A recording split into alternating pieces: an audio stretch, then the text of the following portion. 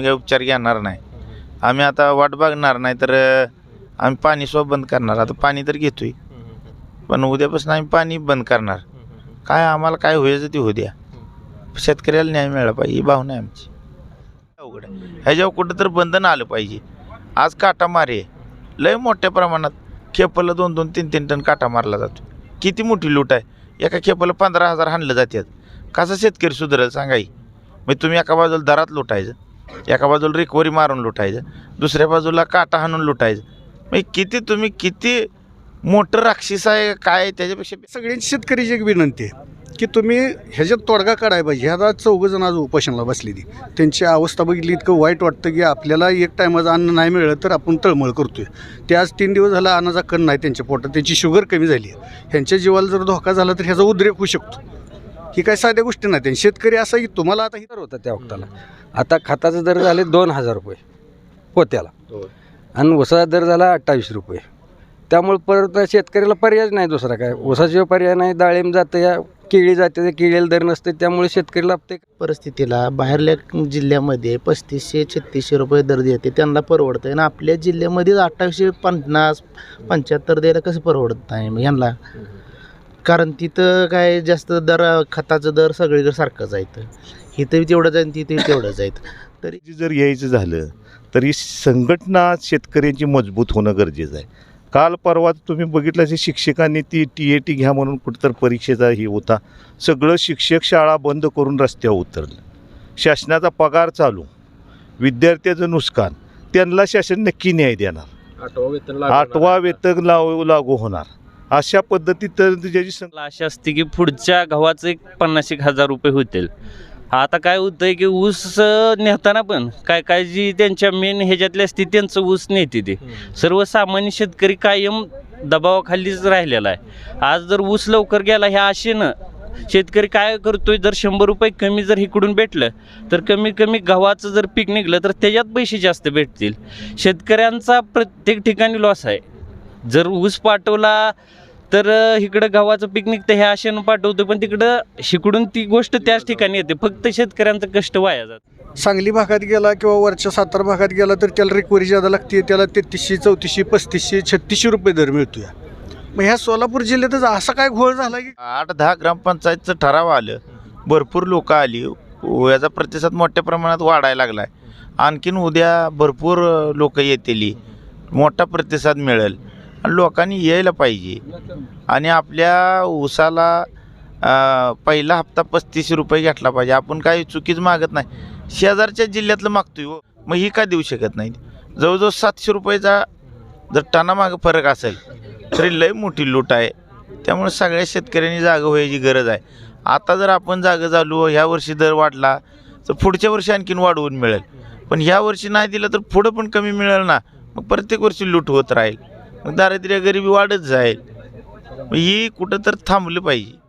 नमस्कार, युवा महाराष्ट्र न्यूजमध्ये तुमचं स्वागत. दर्शक हो, ऊस दर आणि शेतकरी संघटना ही एक अनोखं नातं आतापर्यंत आपण बघितलेलं आहे. सोलापूर जिल्ह्यात आतापर्यंत जवळजवळ गाळप क्षमतेच्या 50% गाळप झालेलं आहे. पण ऊस दराचा तिढा आतापर्यंत सुटलेला नाही. त्याच पार्श्वभूमीवर शेतकरी संघटनेचे नेते श्री समाधान फटे आज वाखरी पालखी तळावर जवळजवळ 3 दिवस झालं आंदोलनाला बसलेले आहेत. नक्की त्यांच्या मागण्या काय आहेत याविषयी आपण त्यांच्यासोबत चर्चा करणार आहोत. नमस्कार. नमस्कार. आता जवळजवळ गाळप क्षमता 50% पूर्ण झालेली आहे जवळजवळ सगळ्या कारखान्याची, तरी पण दर अजूनपर्यंत जाहीर झालेला नाही. ह्या पार्श्वभूमीवर काय लय वाईट अवस्था आहे. आज गाळप 3-3, 4-4 लाख गाळप झालं तरी दर जाहीर करायची तयारी नाही. म्हणजे सोलापूर जिल्ह्यात की वाईट अवस्था दुसऱ्या कुठल्याच जिल्ह्याची नाही.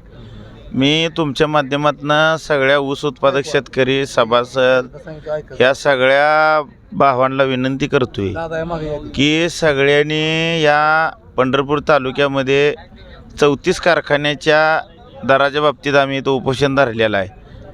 आम्ही इतकं तुमच्यासाठी त्याग करतोय की आम्हाला क्षणाक्षणाला आमच्या वेदना होते ते. तर तुम्ही फक्त पूर्ण जिल्ह्यातनं दुसरीकडे कुठंच ताकद लावू नका. एकाच जागी इथं उपोषणस्थळी ताकद लावा आणि इथूनच काय निर्णय घ्यायचा आहे ते घ्या. 100% सोलापूर जिल्ह्यातल्या 34 कारखान्यातल्या संपूर्ण ऊस सभासदांना आणि बागायतदाराला न्याय मिळाल्याशिवाय राहणार नाही आणि आम्ही उपोषण माघार घेणार नाही. खरं तर साखरेचे दर आता जवळजवळ 4200 प्लसपर्यंत झालेले आहेत, पण ऊसाचा दर हा 2800 आपल्या तर जिल्ह्यात कोणी प्लस दिलेला नाही. मग ह्या पार्श्वभूमीवर तुमची कारखानदारांना नेमकं काय मागणी असते? कारखानदाराची मिटिंग झाली आणि दर कमी सगळ्यांनी द्यायचा ठरवलं. सगळ्या पक्ष पार्ट्या गट तट एकामेकाला शिव्या देणारी, कारखानदार विरोधात एकामेकाला स्टेजवरनं गरजणारी एकत्र आली शेतकऱ्याला लुटायसाठी. मग शेतकऱ्यांनी सगळ्या पक्ष पार्ट्या सोडून आपल्या कामाचा दाम कोण पायाखाली तुडवतंय पण त्याच्या विरोधामध्ये एकत्र आलं पाहिजे.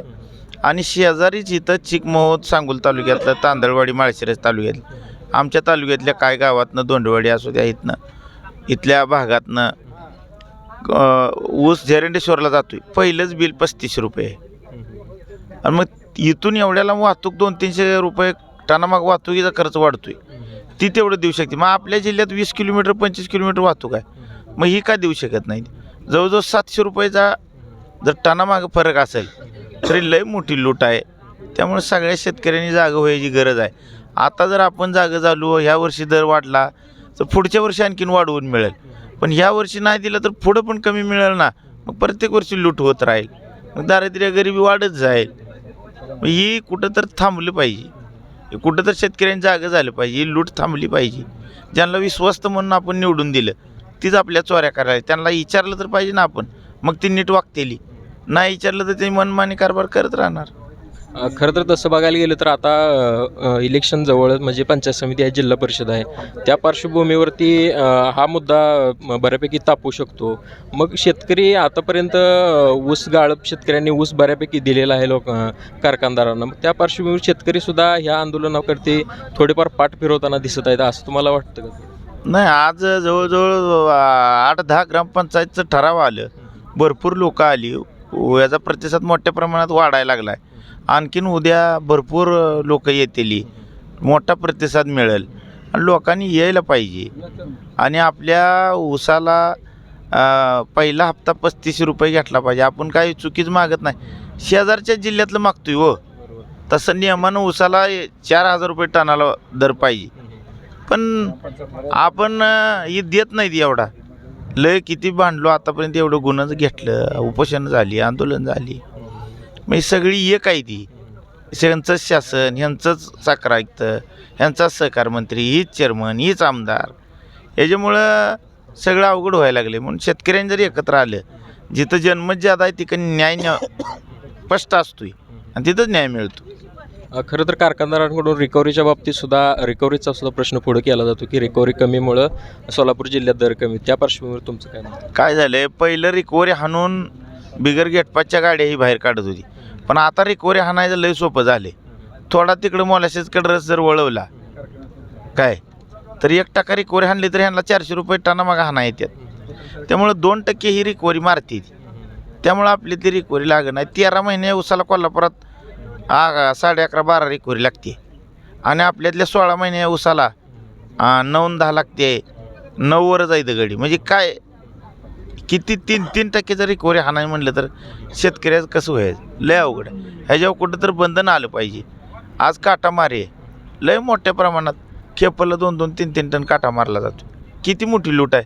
एका खेपाला 15,000 हाणलं जातात. कसा शेतकरी सुधारेल सांगाई? मग तुम्ही एका बाजूला दरात लुटायचं, एका बाजूला रिकव्हरी मारून लुटायचं, दुसऱ्या बाजूला काटा हाणून लुटायचं. मग किती किती मोठं राक्षस आहे काय, त्याच्यापेक्षा बेकार आहे तुम्ही. असं झालं ना. खरं तर आता तहसीलदार साहेब आले होते, त्यांच्याकडून काय प्रतिसाद किंवा कसं काय झाले? तहसीलदार साहेब भेट देऊन गेले. त्यांनी सांगितलं वरपत्र व्यवहार केलेला आहे, तुम्ही उपचार घ्या. आम्ही सांगितलं आम्ही काही उपचार घेणार नाही, आम्ही आता वाट बघणार नाही तर आम्ही पाणी सुद्धा बंद करणार. आता पाणी तर घेतोय पण उद्यापासून आम्ही पाणी बंद करणार. काय आम्हाला काय व्हायचं ते होऊ द्या, शेतकऱ्याला न्याय मिळाला पाहिजे ही भावना आहे आमची. शेतकरी नेते श्री समाधान फटे जवळजवळ 3 दिवस झालं उपोषणाला बसलेले आहेत. ऊस दराच्या 3,500 रुपये पहिला हप्ता मिळावा ह्या मागणीसाठी. आणि आज त्यांना पाठिंबा देण्यासाठी शेळवे येथील ग्रामस्थ इथे उपस्थित झालेले आहेत. नक्की शेळवे येथील ऊस उत्पादक शेतकऱ्यांच्या काय त्यांच्या मनात आहे किंवा त्यांनी निवेदन दिलेलं आहे त्याविषयी आपण त्यांना थोडे प्रश्न विचारणार आहोत. नमस्कार. नमस्कार. आज निवेदन दिलेलं आहे. म्हणजे काय निवेदनात नक्की काय काय तुमचं? आज आम्ही एक निवेदन दिलं आहे की शेतकऱ्यांच्या ऊसाला 3500 रुपये दर भेटावा. आज आमच्या इथला ऊस जर ह्या भागात गेला तर त्याची रिकव्हरी 10% 9% लागते आणि तीच जर ऊस कोल्हापूर सातारा भागात गेला तर त्या ठिकाणी ऊसाची रिकव्हरी जास्त लागते. म्हणजे हे प्रकार काय हा सर्व शेतकऱ्यांनी पहिल्यांदा लक्षात घेतला पाहिजे. आज ऊस वाहतूकदार शेतकऱ्यांचा पण तीच प्रॉब्लेम. आज इकडच्या भागात जर ऊस वाहतूकदार म्हणजे रक्कम 100% मिळत असेल तर तिकडच्या भागात 140% म्हणजे शिथल्यापेक्षा तिकडं 40% वाहतूक ऊस ती पण जास्त आहे. आज काय काय कारखानं ह्या आसपासच्या भागातील 3100-3200 रुपये पहिला हप्ता जाहीर करतात, अकाउंटवर 15-20 दिवसात देते आणि त्याच भागातील काही कारखाने 2875 2855 रुपये जर दर देत असतील तर साधं लॉजिक आहे की ह्यांनी काय तर आपण कुणाचाही समर्थक असू द्या पण शेतकऱ्यासाठी सर्व शेतकऱ्यांनी एकजूट झालं पाहिजे. नाहीतर ही असंच शेतकरी एक ठिकाणी राहतील आणि जी मेन कारखानदार आहेत आज इथं असते तर रोज एका मेळानं फिरतील उद्यापासून. तर सर्व शेतकऱ्यांनी कमीत कमी ऊस दरासाठी तर एकत्र यावं ही या ठिकाणी आमची इच्छा आहे. आता खरं तर गाळप हंगाम चालू होऊन महिना दीड महिना उलटून गेलेला आहे. जवळजवळ 50%च्या आसपास सर्वांचं गाळप झालेलं आहे. मग तरीसुद्धा शेतकरी आतापर्यंत जागा होत नाही, ही व्यथा कुठंतरी वाटते का? प्रॉब्लेम काय माहीत आहे का, ऊस जर नाही नेला तर आम्हाला गव्हाचं पीक काढायचं असतं. जर आज ऊस लवकर गेला तर आम्हाला आशा असते की पुढच्या गव्हाचं 50,000 रुपये होतील. आता काय होतं आहे की ऊस नेताना पण काय काय जी त्यांच्या मेन ह्याच्यातली असते त्यांचं ऊस नेते ते सर्वसामान्य शेतकरी कायम दबावाखालीच राहिलेला आहे.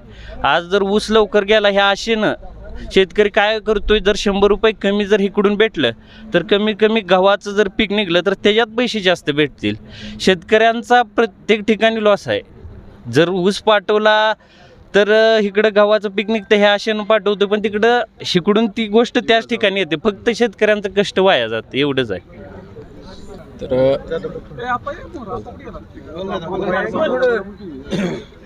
या पुढे या. आता खताचे दर एवढे वाढलेले आहेत, ऊसाचा उत्पादन खर्च सुद्धा आवरेजच्या मानानं परवडत नाही. मग ह्या 28 रुपये दर घेऊन कसं परवडायचं सध्या? सध्या चालू परिस्थितीला बाहेरल्या जिल्ह्यामध्ये 3500-3600 रुपये दर देते त्यांना परवडतं आहे आणि आपल्या जिल्ह्यामध्ये 2850-75 द्यायला कसं परवडत नाही मग यांना. कारण तिथं काय जास्त दर खताचं दर सगळीकडे सारखंच आहे. इथंही तेवढं जाईल तिथेही तेवढंच आहेत. तरी आपल्या भागातील कारखानदारांनी ही जी गांभीर्य घेऊन 3500 रुपये दर द्यावा हीच विनंती आमची. कुठेतरी शेतकरी हा म्हणजे शेतकरी असून सुद्धा राजकारणाच्या कुठेतरी ह्याच्या म्हणजे बळी पडतोय किंवा हा माझा गट हा माझा नेता त्याच्या पाठीमागे जाऊन हा आर्थिक नुकसान करून घेतोय असं वाटतं का तुम्हाला? शेतकऱ्यांनी राजकारणाच्या टायमिंगला राजकारण करावं. शेतीचं दर असताना म्हणजे शेतीविषयक जे प्रश्न आहेत त्यावेळेस सर्वांनी एकजुटीनं राजकारण सोडून एकत्र यावं एवढीच विनंती आहे. मामा नमस्कार. नमस्कार. काय नाव? हरिभाऊ गाजरे शेळवे. शेळवे. बरं, शेळव्यात कशी परिस्थिती, किती लोक ऊस गेली काय? शेळव्यात आताशी गेली 10-15% गेला आहे ऊस. बरं, जास्त नाही गेला अजून. आमच्या गावात थांबलंयच तसं म्हणजे थांबवलंय तसं. आता आम्ही ह्याच्या आजच्या आंदोलनावरनं उद्याच्याला आम्ही पूर्ण गाव बंद करणार आहे. म्हणजे शेळवे गाव आमचं पूर्ण एकही ट्रॅक्टर आम्ही आमच्या गावातून जाऊ देणार नाही उद्याच्याला. मामा काय सांगचाल, थोडं पाठीमागचं आपण बोलू. अगोदरच्या का म्हणजे मागच्या 10-15 वर्षाखालचा ऊसाचा दर, त्यावेळेस खताचा दर किंवा शेतकऱ्याला कसं? आता त्या वक्ताला खताचं पोत होतं 500 रुपये. त्या वक्ताला दर होता 500, 600, 1000 रुपयाच्या आसपास दर होता त्या वक्ताला. आता खताचा दर झाले 2000 रुपये पोत्याला आणि ऊसाचा दर झाला 28 रुपये. त्यामुळे परत शेतकऱ्याला पर्याय नाही दुसरा काय. ऊसाशिवाय पर्याय नाही. डाळिंब जातं, या केळी जाते, केळीला दर नसते त्यामुळे शेतकरी लाभते कांड्या. त्यामुळे आपल्या तालुक्यात मेळ नसल्यामुळं जनतेचं आपल्या तालुक्याचे हाल होते. म्हणजे कसं वरल्या नेत्यांनी ह्याच्या गांभीर्याने विचार केला पाहिजे. मोठ्या नेत्यांनी उद्या इलेक्शन लागल्यावर प्रत्येक जण दारात गटाला तटाला येते ती, त्या वक्ताला लोक भावनिक होऊन मतदान करते ती. तसं आमचं गाव एक मुशी आहे. आम्ही जर बंद करायचं म्हणलं तर आम्ही पूर्ण गाव उद्याच्याला बंद करू शकतोय आणि बंद करणार बी आम्ही. एकही वाहन गावातून जाऊ देणार नाही, शेळवे गावातून आम्ही. हां बोला काय शेळवे ग्रामस्थांचं काय म्हणजे ऊसाच्या बाबतीत? ऊसाच्या बाबतीत काय आज खताच्या रासायनिक खताच्या किमती वाढलेत, लेबर वाढले, सगळं वाढले आणि आमच्या भागातनं तालुक्यातनं दुसऱ्या तालुक्यात सातारा असेल, सातारा जिल्हा असेल, पुणे जिल्हा असेल आणि कारखाना ऊस नेत असताना आपल्या प्रोग्रामप्रमाणे ऊस नेतो आहे आणि प्रोग्रामप्रमाणे ऊस नेत असताना त्याला रिकव्हरी असल्याशिवाय तो ऊस नेत नाही आणि दुसऱ्या जिल्ह्यात ऊस आपल्यात ह्याच्यातनं पाठवायचा म्हणलं तर तो खोडवा आणि निडवा ऊस जातो आहे. मग खोडवा निडवा ऊस जात असताना मग त्या दुसऱ्या जिल्ह्यात गेल्यानंतर त्याची रिकव्हरी वाढते, पण सुरूच्या ऊसाची प्रोग्रामप्रमाणे नेल्यानंतरसुद्धा रिकव्हरी वाढत नाही.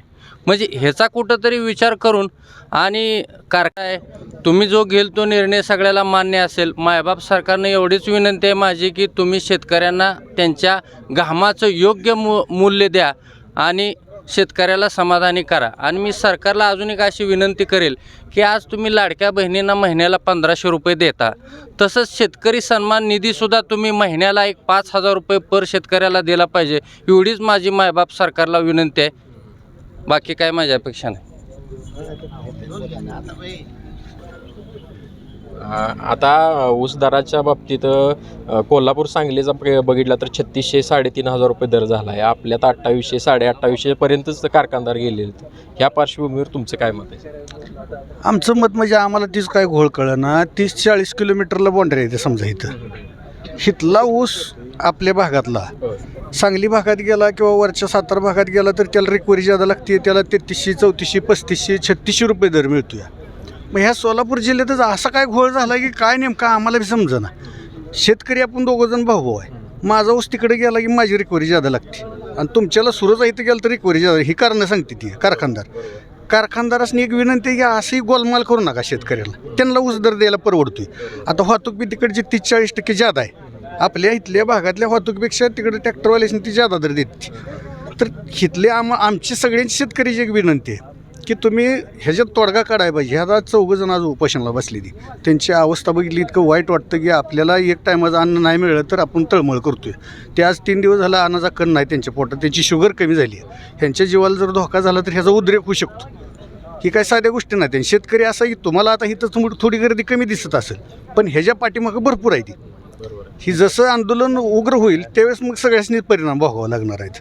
आता दुसरा मुद्दा तुम्ही मग सांगितलं की ह्यात कुठं राजकारण येतं आहे का, ऊस घालून यात गडबड होती का, महिना 1.5 महिना झाला ऊस तोडी चालू झाली. ते परिस्थिती वस्तुस्थितीवर अशी आहे की समजा ट्रॅक्टर मालकाने त्या भागातल्या लेबर आणलेले असते. आता ट्रॅक्टर मालक एखादा गरीब असतो, त्यानं घरातलं बायका पोरांचं काय असेल ती सोनं घाण ठेवलेलं असते, प्रसंगी जमीन खरेदी करून कोणाला तर त्याकडून व्याजानं घेतलेलं असते, तर त्या लोकांनी दिलेलं असते. आता ही इतकी मोठी यंत्रणा इथं आणून सांभाळायचं म्हणजे इतकं काय सोपं नाही. त्याच्यामुळं ही ऊसतोडी चालू ठेवावं लागते. ते शेतकरी, मी आज जरी समजा ट्रॅक्टर मालक असलो तर मला वाटतं बाबा लेबर बसून राहिले, आता त्यांना कोण पैसे द्यायचं, कोण त्याचं फेडणार आहे पैसे, की ती लेबर बसून राहत नाही, ते आम्हाला काम द्या, असं थोडं प्रॉब्लेम ते शेतकरी साखळीमुळे सुद्धा ह्यांचा कारखाना द्यावा लागतोय, न इलाजानं द्यावा लागतो. ह्यात कारखानदार फायदा घेते. ह्यात दुसरी गोष्ट अशी आहे की व्यापारी वर्गसुद्धा ह्यात सामीलच आहे ह्या गोळात. कारण कारखाना चालू व्हायच्या अगोदर बरोबर साखरेच दर पाडलेला असतात त्यांनी, आणि इकडं साखरच दर कमी पडलेलं असलं की कारखानदाराला चान्स गावतो, साखर आता अशी जाते मार्केटला, मग आमचं ह्यातनं एवढे येतं त्यातनं तेवढे येते, मग तुम्हाला एवढा दर द्यायला आम्हाला परवडत नाही. ही एक यांचं प्रत्येक वर्षीच आहे. आत्तापर्यंतचं जर रेकॉर्ड बघितलं बरोबर सीझनच्या टायमाला साखरच दर पडलेला असतात, बघा तुम्ही रेकॉर्डात. म्हणजे व्यापारी लोकसुद्धा ह्यात सामील आहेतच. आणि ही कमी दराची साखर उचलायची परत आणि जास्त दराने विकायची. म्हणजे शेतकऱ्याच्या मड्यावरचं टाळूवर लोणी खाणारी ही माणसं आहेत. ही ह्यांना शेतकऱ्यांचं काही घेणं देणं आलेलं नाही. ह्यांना आमची शासनाला किंवा कारखानदारांनी एकच विनंती आहे, हे कमवून शेवट तुम्ही इथेच ठेवून जाणार आहे, हे काय सगळं कोण घेऊन जात नाही. पण लोकांचं लेकराबाळाचं तळताट कशाला घेतात. आज एखाद्याची गरीब परिस्थिती असली, 1-2 एकर ऊस असलं तर त्याचं आयुष्यभराचं सगळं बजेट त्याच्यावर असते. तुमचं साधं 10-20 पोतं 1850 रुपयाचं आज 2100 रुपयावर गेलं. मजुराचा खर्च वाढलेला आहे, ट्रॅक्टरचा खर्च वाढलेला आहे. ही एका एकरात उत्पन्न निघणारं आपल्यातलं सरासरी ॲव्हरेज काल तर कारखानदारच असते.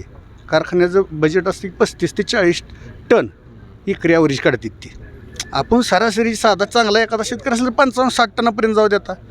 त्याचं कॅल्क्युलेशन जर केलं, खर्च काढला त्याचा सगळं, त्याचं रात्रीचं पाणी द्यायचं असेल, पेट्रोल असेल, त्याचा कष्ट असेल, बाया खुरपण असेल, 18 महिने 16 महिने ऊस सांभाळायचं असेल, हे जर कॅल्क्युलेशन केलं तर कुठला जगातला कुठलाच उद्योगपती किंवा कुठला कारखानदारी शेती करू शकत नाही. फक्त न इलाजानं शेतकऱ्याला ती करावं लागते. आमची एक तळमळीची विनंती आहे की ह्यांना पण न्याय मिळावा, ह्यांचं पण आंदोलन जास्त दिवस चालू देऊ नये असं आमरण उपोषण ही, कारण ह्यांच्यासुद्धा जीवाला धोका होऊ शकतो. आमचे सगळ्या शेतकऱ्याच्या वतीनं शेळवेकराच्या वतीनं मग अध्यक्षांनी सांगितलं आमच्या ही उद्या ज्याला काय होईल, आम्ही उद्या सगळं गाव आमचं शेळवा असं की एकजुटीचं गाव आहे. आम्ही जर गावात बसलो तरी एका सगळी वळीवर येते ती माणसं, म्हणजे सामुदायिक कामासाठी. मग चांगलं असेल कुठलं काम असेल तसं उद्या आता काय ह्यांचा आदेश तू समाधान दादांचा दाजी जाती फाटे समजा म्हणली ट्रॅक्टर बंद करा प्रत्येक कारखान्यात, आम्ही एक ट्रॅक्टरसुद्धा जाऊ देत नाही कुठल्या कारखान्यावर. सगळ्यात अगोदर अग्रेसर शेळवा असेल सगळं बंद करायला. फक्त आम्ही वाट बघतो काय तर शासन बी काहीतरी ह्याच्यावर तडजोड करा. ह्यांनी 3500 मागितला आहे, कोणी 3150 केला आहे, 3050चा कोणी दर केला आहे. मग बाकीच्याला काय अडचण आहे. आता ह्यानं चंद्रभागा कारखान्याने 3050 रुपये दर केला, 3150 जाहीर केला, दिवाळीला 100 देणार आहे ती. मग तुम्ही का 28वर 29वर उड्या आणताय, दुसरं कारखानदार आहे ती कोणाची नावं घ्यायची नाही ती आपण. ह्यांनी कोंडी फुलली ना बोत्रे पाटलांनी त्या, मग तुम्हाला काय अडचण आहे. मग आंदोलकांचं किंवा आम्ही शेतकरी म्हणून आमची बी एक प्रामाणिक इच्छा आहे. 3500 म्हणलो आहे आम्ही, 2 पाऊल मागे शेतकरी सरल, तुम्ही 2 पाऊल पुढं सर ना, कुठं तर मध्य साधा याचा आणि ह्याला कुठं तर थांबवा. ह्यातनं वाईट घटना घडण्यापेक्षा हे कुठं तर मार्ग निघाला पाहिजे. असा काय मोठा लई डिफरन्स नाही, कुणाला तर द्यायला परवडतं आहे. त्याच ऊसाची हिथलं शेळव्यातलं ऊस जातोय, चंद्रभागेला जातोय, श्रीपूरला जातोय, विठ्ठलला जातोय. चंद्रभागा 3150वर गेली आहे, तुम्ही 2800वर 2900वर का थांबला. तुम्ही बी कोणती फोडा नाही ह्याची, कोण बी असू द्या आपल्या पंढरपूर तालुक्यातला कारखाना. आमची एवढीच विनंती आहे. आणि हे आंदोलन न चिघळता चांगल्या पद्धतीने लवकरात लवकर मार्ग काढून शासनानंसुद्धा ह्यात चांगल्या पद्धतीने लक्ष दिले पाहिजे, एवढीच अपेक्षा आहे आमच्याकडून. खरं तर देशाला स्वातंत्र्य मिळून 78 वर्षे झालेली आहे आणि ह्या स्वतंत्र भारतात अशा प्रकारचं आंदोलन करण्याची गरजच निर्माण व्हायला नको आहे. तिथं समोर काल उपोषण करताना बळीराजाचा आणि महात्मा गांधींचा फोटो लावला गेला. सत्य काय आहे तर 3500 रुपये दर मिळणं ही महागाईच्या मानानं सत्य घटना आहे. आणि आता ही चालू केलेला सत्याग्रह ही त्याचा आग्रह करणं ही क्रमप्राप्त आहे. या दृष्टीनं समाधान अध्यक्ष असतील, कौलगी असतील, जगदाळे असतील यांनी उपोषण धरलं. खरं तर तुम्ही सर पत्रकारितेच्या बाबतीत बघत असाल की महागाई किती वाढलेली आहे. दस्तूरखुर्द या राज्याचे प्रमुख मुख्यमंत्री देवेंद्र फडणवीस साहेबांनी कबूल केलं की कारखानदार काटा मारतील. एवढी उघड मुख्यमंत्र्यांनी राज्याच्या मान्य केलं की काटा मारला जातो आहे, तरी कुठल्याही कारखानदारावर कुठल्याही प्रकारची कारवाई केली गेली नाही. प्रशासन एखादी किरकोळ गुन्हा झाला तर त्या गुन्हेगारावर तात्काळ गुन्हा दाखल करते, परंतु मुख्यमंत्र्यांनीच कबुली दिली एक कारखानदार काटा मारतील, तरीसुद्धा कारवाई झाली नाही. आमच्या सर्व शेतकऱ्याचा असा समज झाला आहे की रिकवारी मारणं, काटा मारणं, त्यातून पैसा कमवणं, इलेक्शनाला खर्च करणं आणि सत्ता आणि सत्तेतनं पैसा ही गणित सूत्र चालू झालेलं आहे.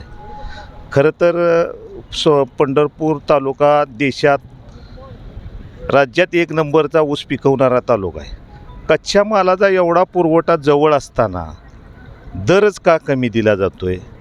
रिकवारीसुद्धा सध्या बघितल्यास सरासरी रिकवारी 11ची गाठली आता इथून पुढं रिकवारी वाढत जाणार आहे.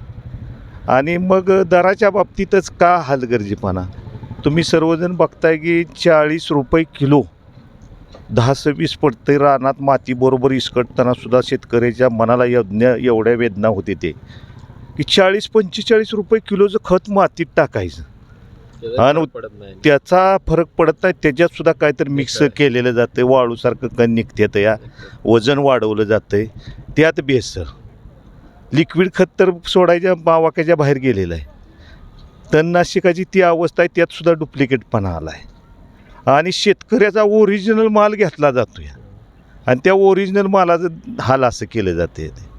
खरं तर ज्या पद्धतीनं इडापिडा जाऊ द्या, बळीचं राज्य येऊ द्या, ह्याला म्हटलं जातं दिपवाळीला, ही बळीचं राज्य जर यायचं झालं तर ही संघटना शेतकऱ्यांची मजबूत होणं गरजेचं आहे. काल परवा तुम्ही बघितलं असे शिक्षकांनी ती TAT घ्या म्हणून कुठंतर परीक्षेचा ही होता, सगळं शिक्षक शाळा बंद करून रस्त्यावर उतरलं. शासनाचा पगार चालू, विद्यार्थ्याचं नुकसान, त्यांना शासन नक्की न्याय देणार. 8वा वेतन लागू होणार. अशा पद्धतीत तर ज्याची संघटना मजबूत आहे त्याला न्याय दिले जाणार. आणि दुधाच्या बाबतीत तर तुम्ही बघताय प्रखरतेनं मुद्दा आहे दुधाचा, की दुधाला कमीत कमी म्हशीला 80 रुपये दर आणि गायला 50 रुपये मिळालाच पाहिजे.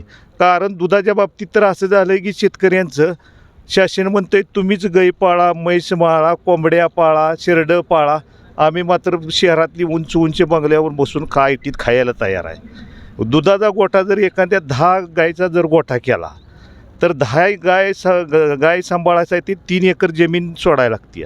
जमिनीतलं उत्पन्न बुडलं आणि गायला गुंतवणूक करायला लागणारे ती बी गुंतवणूक डबल गुंतवणूक करायला लागते. शेतीतलं उत्पन्न बुडलं आणि इकडं पैसा लावलेला असतो गायवर. गाय जर्सी गाय ही परदेशातली ब्रीड आहे, इथं आणलं गेलं या. का आणलं गेलं तर देशाची लोकसंख्या एकदम बघताय तुम्ही की नरेंद्र मोदी सत्तेवर येत असताना 1,25,000 कोटी म्हणत होतं आणि आता त्यांचं 10 वर्ष पूर्ण झाले तर 140 कोटी लोकसंख्या. ह्याला शेतकऱ्याला ती गाय लादली गेली जर्सी आणि 10 गायीच्या गोट्यातनं 1 गाय मेली तर ती गोठा भस्मसात झाला. 4 एकर जमीन असलीच तर त्या दराचा ही तफावत एवढी. दर 26 रुपयानं कधी होतोय, 30 रुपयानं कधी होतो या. हे पिंडीचं दर बघताय तुम्ही. आणि गाय ही धिप्पाड असल्यामुळे त्याचं वजन 1 क्विंटलच्या पुढं आहे. त्याला द्यायला लागणारं रासायनिक डोस आहे इथं, त्या डोसच्या किमती कमी नाही त्या काय. कमीत कमी मला एक प्रशासनाला विनंती करायला लागते या की कमीत कमी त्या गायला डोस द्यायला लागणारी रासायनिक औषधं त्या कमीत कमी गाय या जनावराला ती तर स्वस्त करा. मानवाची राहू द्या, सगळंच मानव घेतात या, परंतु मानवाच्याला जी औषधी द्यायला लागते ती त्या 10 पट दर आहे त्या जनावराला द्यायला. त्याचं वेट इतकं आहे त्या प्रमाणात त्याला ते द्यायला लागतं या. त्यामुळे 1 गाय मेली आणि दुधाचा दर कोल्हापूर अर्धा एकर जमीन विकल्याशिवाय त्यात शेतकऱ्याला भानगड नाही. भविष्यात जर्सी गाय हा प्रकार दिसणार नाही असं लक्षण. आणि परत अजून गोपालक कोणतर गोरक्षक आहे ते काय तर म्हणून त्यांनी कायदा लावला आहे की ती गायचं कालवड इकलं नाही पाहिजे, गाय नाही. भाकड जनावरं सांभाळणार कोण? भाकड जनावरं सांभाळायची झाली तर सरकारनं कमीत कमी 15,000 रुपये त्याला अनुदान दिलं पाहिजे. ती भाकड जनावराचा सर्वे झाला पाहिजे आणि त्या सर्वे होऊन त्या जनावराला सांभाळण्यासाठी अनुदान दिलं. तुम्ही आता पत्रकारी करताय, कुत्रं टेम्पोत इकायला जनावरं भरून चांगली दष्टपुष्ट गेलं तरी कोणतर गोरक्षक म्हणतोय आणि पुढं येतोय आणि त्या अडवला जातोय, त्याच्यावर अजून दुसरा अन्याय. मग शेतकऱ्यांनी तोंड कशाला द्यायचं आहे? मकाला हमी भाव नाही, उसाला भाव नाही, गाईच्या दुधाला नाही. गाई विकाय गेलं त्याला मार्केटमध्ये अशी हानी. परत एक्सपोर्ट बंद होतोय, कांदा बंद पडला, केळीचं एक्सपोर्ट बोललं, कांदा बंद पडला. मकाचं असं, उसाचं असं, ज्वारीसारखं पीक तर बघताय तुम्ही पेरून काढून परवडत नाही. मग जगणार कसे? बळीराज्य येणार कधी? कमीत कमी लाल बहादूर शास्त्रींनी सांगितलं की जय जवान जय किसान. किसानाचा जय असला तर शेतकरी देशातला बलवान असेल तर देश जगाच्या पाठीवर बनवान होईल. आपला शेतकरी मरला तर देशसुद्धा जगाच्या पाठीवर खालच्या दर्जाला जाणार आहे. ही भविष्यातली काळा दगडावची रकान देशाची पावलं त्या दिशेनं चालू आहेत.